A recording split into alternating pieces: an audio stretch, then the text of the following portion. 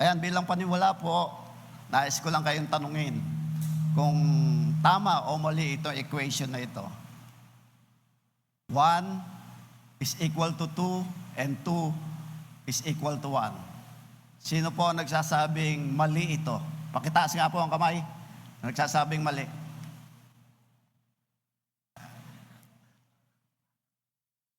Sino naman nagsasabing tama?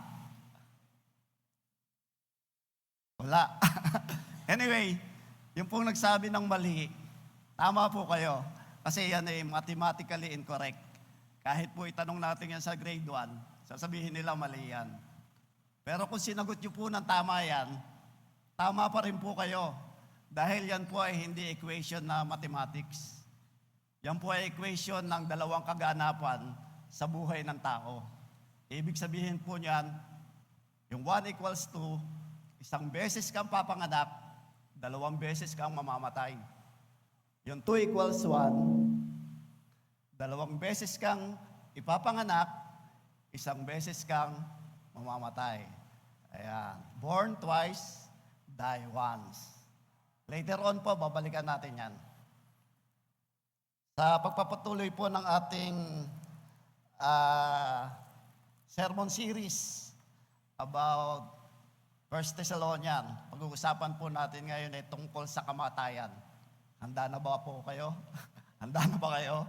Pero hindi pa po ngayon dahil marami pa tayong gagawin. Anyway, ang kamatayan po ay madalas sa funeral service lang natin naririnig, di po ba? Siguro maraming tao ang natatakot na pag-usapan ito.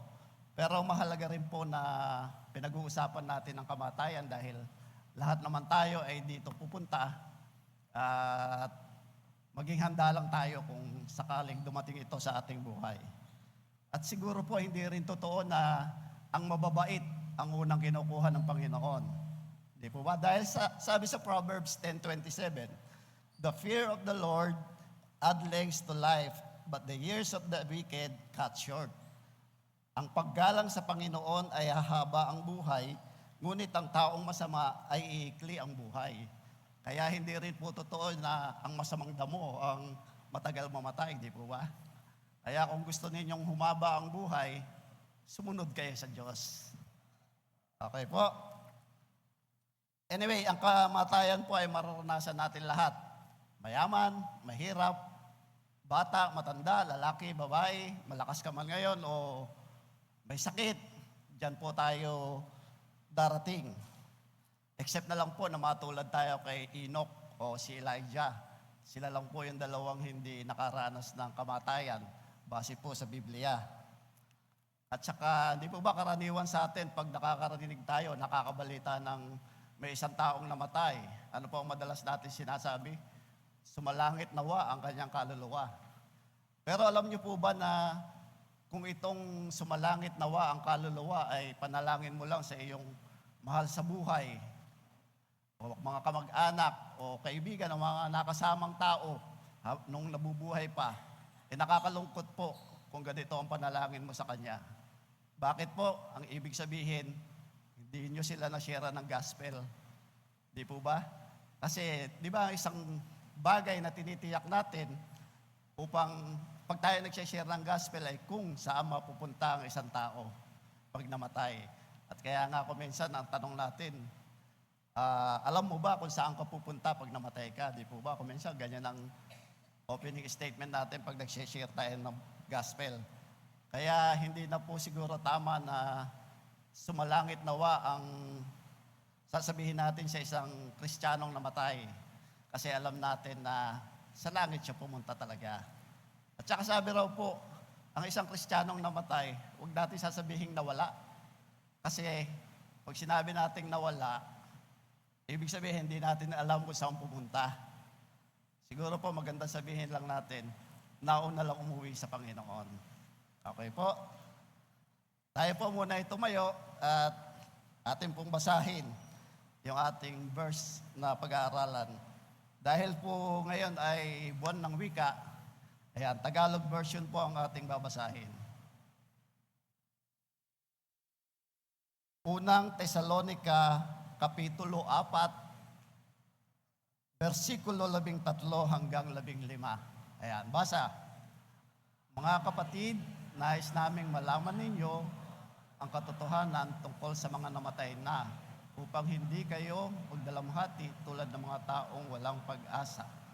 Dahil naniniwala tayong si Jesus ay namatay at muling nabuhay, naniniwala din tayong bubuhayin ng Diyos upang isama kay Jesus ang lahat ng mga namatay na sumasampalataya sa Kanya.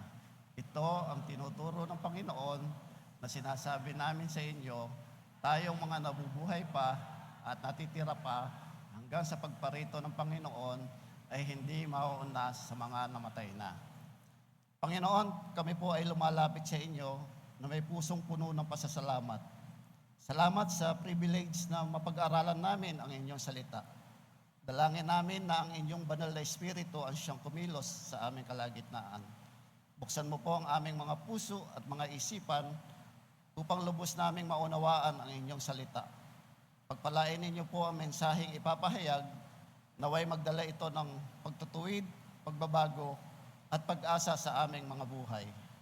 Bilang inyong mensahero, ako po ay bigyan ng kalakasan at linaw ng pananalita at tanging mga katotohanan lamang na inyong salita ang siyang aking maihayag.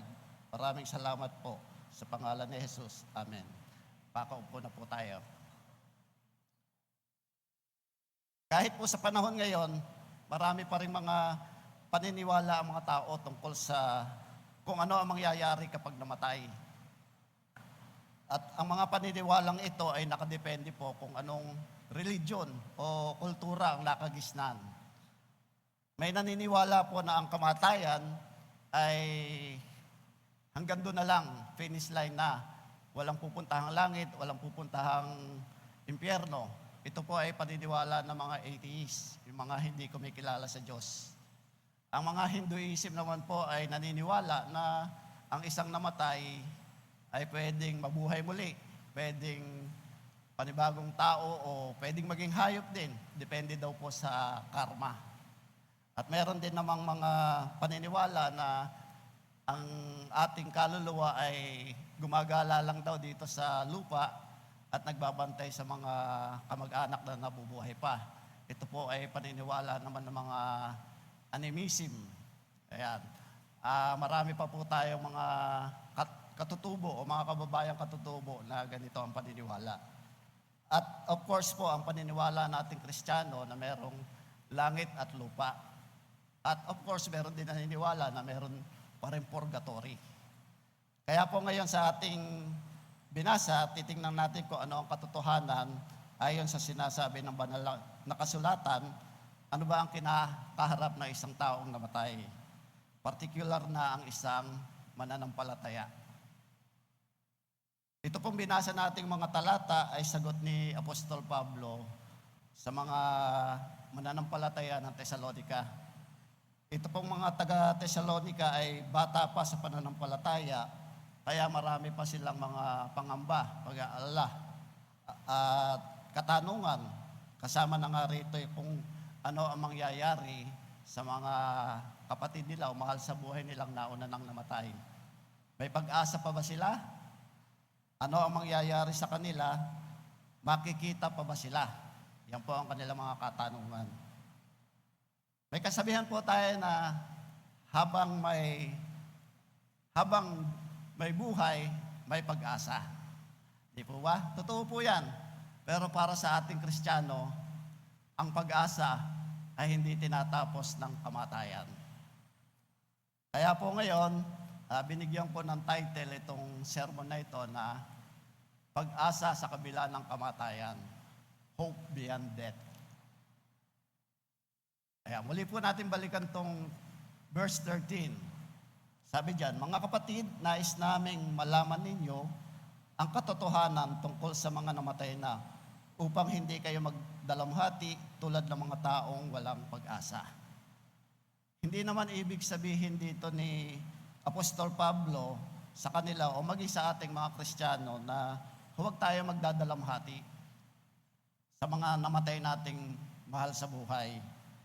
Dahil ang pagkawala ng isang mahal sa buhay nga ay masasabi nating pinakamasakit at pinakamabigat na karanasan natin.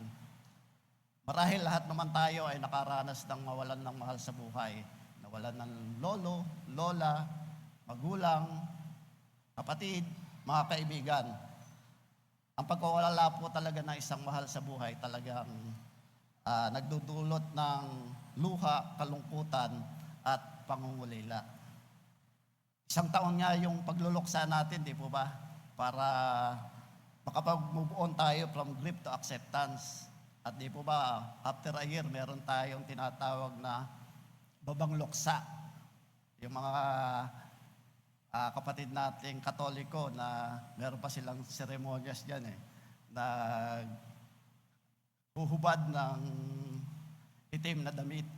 Yun po simbolo na malaya na sila sa pagluluksa o naka-move on na. Anyway, sa verse na ito, ang nais lang sabihin ni Pablo ay huwag tayo magdalamhati ng katulad ng mga taong walang pag-asa. Sino ba itong mga taong walang pag-asa? Sila ay yung mga pagano noong araw na hindi kumikilala sa Diyos at hindi naniniwala sa Diyos. Para sa kanila, ang kamatayan ay katapusan na. Ang kamatayan ay isang madilim na hantungan, kaya para sa kanila, ang pagkawala ng mahal sa buhay ay nagdudulot ng matinding takot at kawalan ng saysay. Kaya ang kanilang dalamhati at lungkot ay kawalan ng pag-asa. Pero tayong mga Kristiyano, kahit na masakit at malungkot ang iwanan o mamatayan ng mahal sa buhay, at kahit na tayo mismo ang pumanaw, meron tayong tinatanaw na pag-asa sa kabila ng kamatayan. Dahil ang pag-asa natin ay nakabatay sa katotohanan ng Diyos. Yan po yung unang point natin. Ang ating pag-asa ay hindi nakabatay sa ating emosyon o sa ating nararamdaman o sa ating sitwasyon, kundi ito ay nakabatay sa katotohanan at katapatan ng Diyos. Ang pag-asa nating mga mananampalataya ay hindi nag-aalis ng kalungkutan para sa namatay, kundi binabago nito ang ating kalungkutan. At totoo ang Diyos sa kanyang mga salita na ang kamatayan ay hindi wakas, ang libingan ay hindi huling hantungan, ang paghihiwalay ay hindi permanente. Sabi nga po sa aklat ng taga-Roma, kahit ang kamatayan ay hindi makakapaghiwalay sa atin sa pag-ibig ng Diyos. Ang taong walang Diyos ay tumitingin sa kamatayan bilang wakas at kawalan ng pag-asa. Ngunit sa taong sumasampalataya sa Diyos, ang kamatayan ay isa lang bagong kabanata ng buhay. Sabi nga po ni Billy Graham,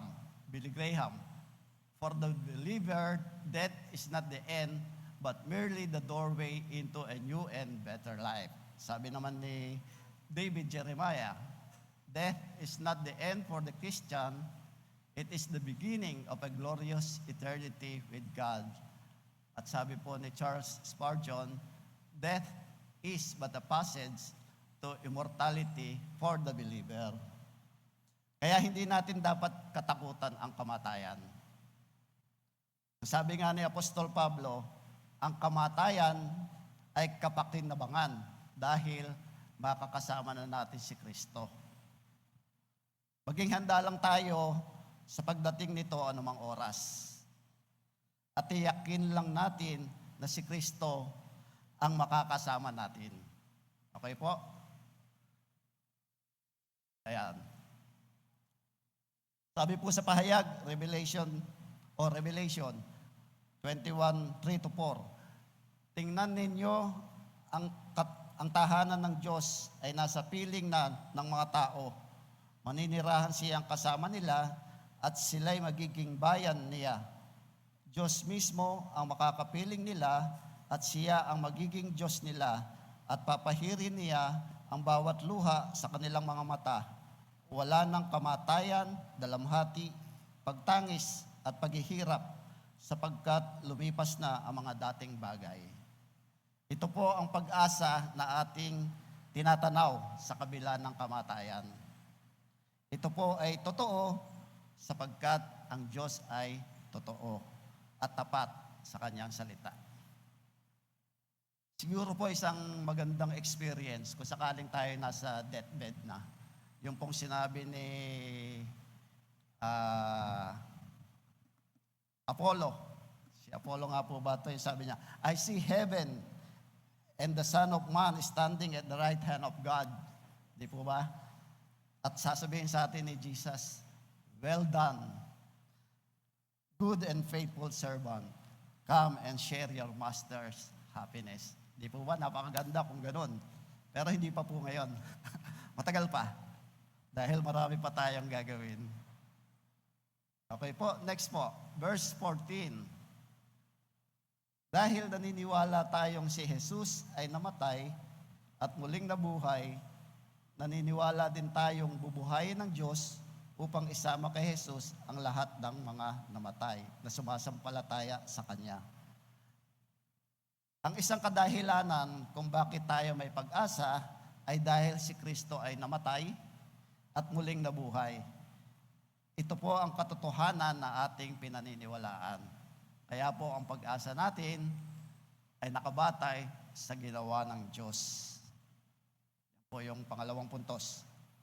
Ang pundasyon ng ating pag-asa ay hindi ang ating kakayahan, hindi ang ating kabutihan, at lalong hindi ng ating lakas. Ang pundasyon ng ating pag-asa ay ang paniniwala at pananampalataya natin sa ginawa ng Diyos. Si Jesus ay namatay at inilibing, ngunit hindi po sa libingan natapos ang kwento, sapagkat siya ay muling nabuhay sa ikatlong araw. At ang muling pagkabuhay ni Jesus ay ang katiyakan ng ating paniniwala at pananampalataya. Ang muling pagkabuhay ni Jesus ay patunay na tinanggap ng Diyos ang kanyang sakripisyo. Sabi po sa Hebreo 10:12, ngunit minsan lamang naghandog si Kristo ng iisang alay na panghabang panahon para sa kapatawaran ng mga kasalanan. Pagkatapos nito'y umupo siya sa kanan ng Diyos.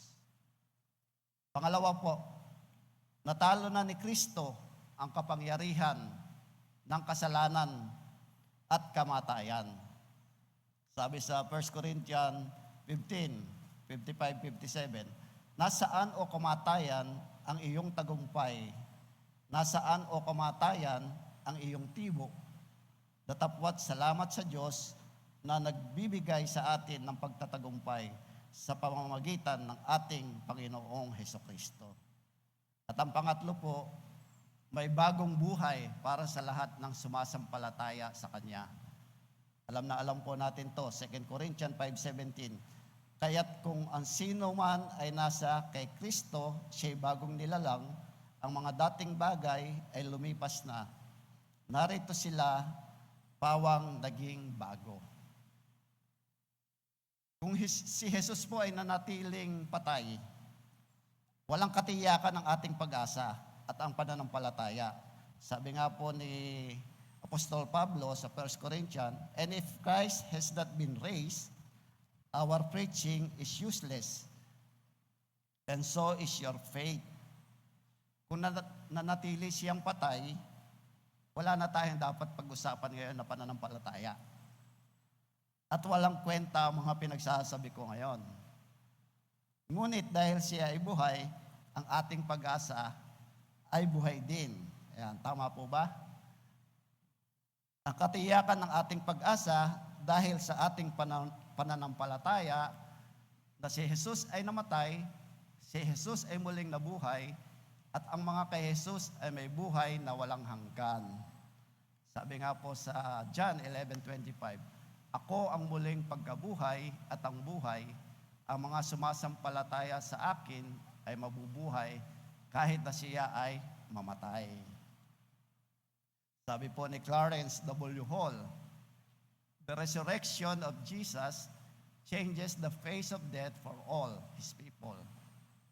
Death is no longer a prison but a passage into a God's presence.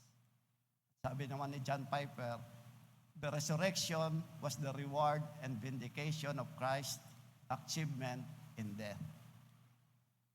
Tandaan po natin, muli ito, ang kamatayan ay natalo na ni Jesus. Ang mga namatay na mananampalataya ay may katiyakan ng muling bubuhayin at makakasama niya magpakailanman. Yan po ang pag-asa natin na ginawa ng Diyos. Verse 15, ito ang tinuturo ng Panginoon na sinasabi namin sa inyo. Tayong mga nabubuhay pa at natitira pa hanggang sa pagparito ng Panginoon ay hindi mauuna sa mga namatay na. Ang mga taga-Thessalonica po ay nag-aalala talaga na baka maiwan at hindi nila makasama ang mga naunang mga namatay na mahal nila sa buhay. Dahil ang paniwala talaga ng mga taga-Thessalonica noon na si Jesus ay darating na. Malapit nang dumating. Kaya ganito na lang ang kanilang pag-aalala.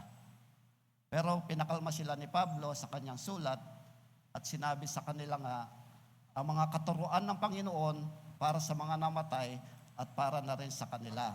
At sabi nga rito, ang mga namatay ay hindi mapag-iiwanan, kundi sila pa nga ang unang makakaranas ng pagbuhay na muli at sa pagparito ng Panginoon. Anyway, hindi ko na po tatalakayin yung pagparito ng Panginoon at muling pagkabuhay. Baka yan po marahil ang topic ni Pastor Doc next week. Baka maging spoiler ako ng sermon kung titingnan pa natin ang pagbabalik ng Panginoon. Anyway, ang pangatlong pag-asa natin ay ang ating pag-asa ay nakabatay sa pangako ng Diyos.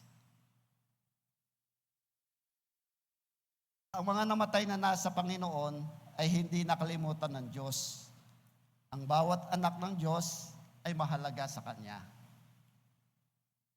Walang mananampalataya ang mawawala sa Kanyang plano. Yan po, mababasa natin sa Job 42:2. Alam kong magagawa mo ang lahat ng mga bagay at wala kang layunin na mahadlangan. Kaya wala pong mawawala sa Kanyang plano. Ang mga buhay na nagtitiwala kay Kristo ay hindi pababayaan. Di ba? Alam naman natin, sabi nga po ng ating Panginoon, never will I leave you, never will I forsake you. At ang pangatlo po, ang mga namatay kay Kristo ay hindi makakalimutan. Sabi po sa Pahayag 14:13, mapalad ang mga namatay dahil sa Panginoon.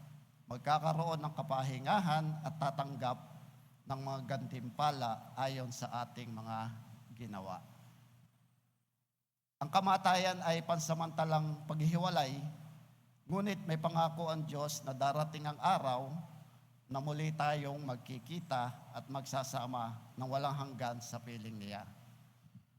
At isang araw, babalik si Kristo, bagamat hindi natin alam ang eksaktong araw at oras, ngunit alam natin ito ay mangyayari. Sabi nga po sa Hebreo 10:23, hawakan nating matibay ang ating pag-asa na ipinahahayag sapagkat tapat ang nangako. Sabi po ni Billy Graham, God's promises are like the stars. The darker the night, the brighter they shine. Charles Spurgeon, God never made a promise that was too good to be true. At si Corrie ten Boom, never be afraid to trust an unknown future to a known God. Mamuhay tayo ngayon na may pananabik at katapatan habang hinihintay natin ang pagbabalik ni Kristo. Hindi po ito fake news. Hindi ito haka-haka ng tao. Ito ay pangako mula mismo sa Diyos. Maaaring magbago ang mundo, maaaring mabigo ang tao, maaaring mawala ang mga bagay na inaasahan natin, ngunit ang salita ng Diyos ay mananatili. Ang damo ay natutuyo, ang bulaklak ay nalalanta, ngunit ang salita ng ating Diyos ay mananatili magpakailanman. Sabi po yan sa Isaiah.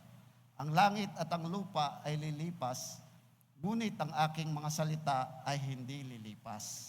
Sa Mateo naman po natin matatagpuan yan. Ngunit ang salita ng Panginoon ay nanatili magpakailanman. Sa unang Pedro at sa Psalm, sabi po rito, ang inyong salita o Panginoon ay walang hanggan. Ito ay matatag sa kalangitan. Ilan lamang yan sa mga pagpapatunay na ang Diyos ay tapat sa kanyang salita. Okay po, tandaan po natin ito. At ito ang aral na mapupulot natin sa 1 Thessalonians 4:13-15. At magsisilbi na rin ating takeaway. Kaya maikli lang po yung sermon ko, di ba? Sa panahon ng pagpanaw, maaari tayong umiyak, maaari tayong malungkot, ngunit hindi tayo nawawalan ng pag-asa. Sapagkat ang tunay na pag-asa ng Kristiyano ay nakaugat sa katotohanan ng salita ng Diyos, sa kamatayan at muling pagkabuhay ni Jesus at sa kanyang pangakong muling pagbabalik. Amen po ba? Ayan. Pero balikan ko lang po uli ito. Di ba? Sabi ko, babalikan natin ito. 1 equals 2 and 2 equals 1. Kaya, naniniwala po ba kayo na isang tao ay default ay 1 equals 2? Yan po ang default na isang tao. Dahil sabi sa Romans 3:23, for all have sinned and fall short of the glory of God. Lahat tayo ay makasalanan at hindi nakaabot sa pamantayan ng Diyos. At sabi nga sa Romans 6:23, for the wages of sin is death, but the gift of God is eternal life in Christ Jesus our Lord. Ang kabayaran ng kasalanan ay kamatayan. Subalit, ang kaloob ng Diyos ay buhay na walang hanggan kay Kristo Jesus. Yan pong kabayaran na kamatayan, yan po yung ikalawang kamatayan ng tao. Na ayon sa Bible, lahat ng nagkasala na hindi tumanggap sa Panginoong Jesus ay itatapon sa lawang apoy. At kasama na rin si Taning dito. At ito po yung ikalawang kamatayan. Ito po ay walang hanggan din. Ito po ay mararamdaman natin ng init at apoy, walang hanggang na pagdurusa po ang daranasin ng mga taong matatapon dito. Pero dahil mahal tayo ng Diyos, pwede tayo maging 2 equals 1. Ito po ang ino-offer niya. Ang ikalawang pagsilang po o born again ay hindi isang religion. Ito po ang misconception ng maraming tao. Pero ang katotohanan ay sinabi ng Diyos na dapat nating gawin upang magkaroon tayo ng relasyon sa Kanya.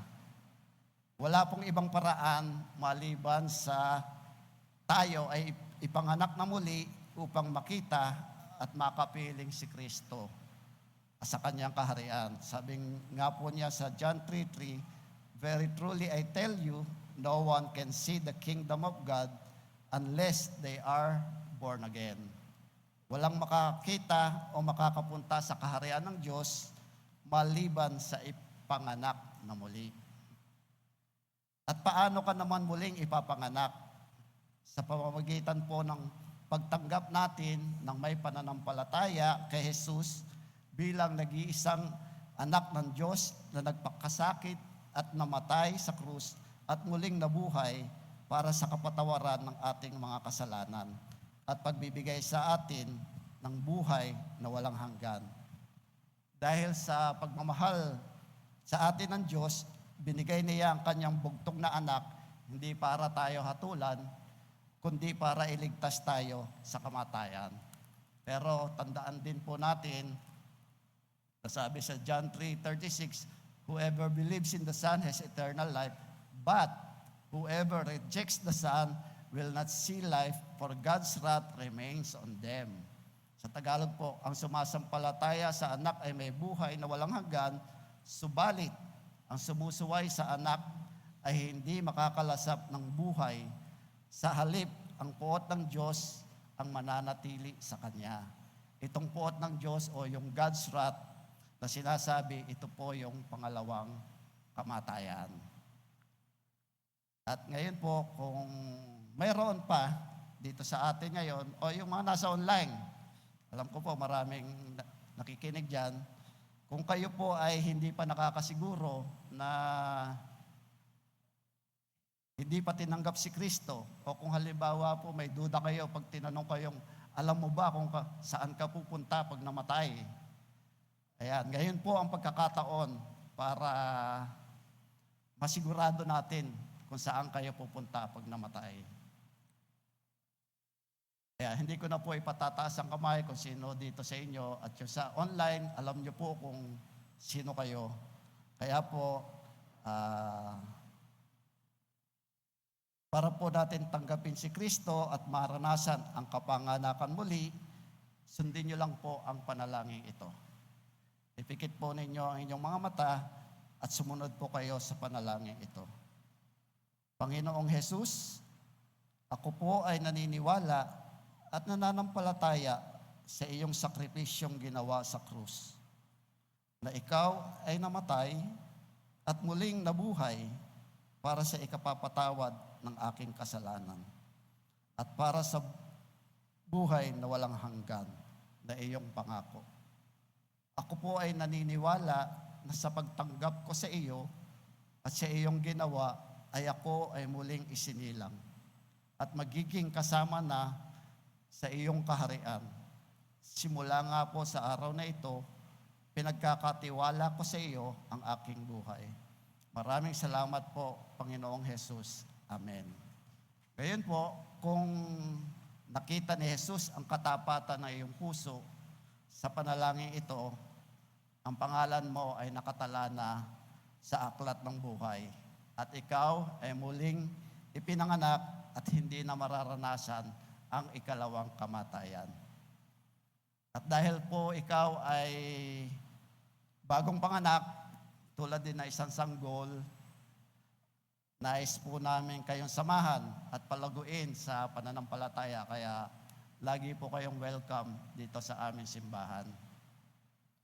At para naman po sa ating mga matured na sa pananampalataya, kung meron pa po kayong mga kakilala o mga kamag-anak na hindi pa nakaranas ng ikalawang kapanganakan, sa inyo pong pag-uwi, ay ibahagi ninyo po ang pag-asang ito para hindi sumalangit nawa na lang ang panalangin nyo sa kanila.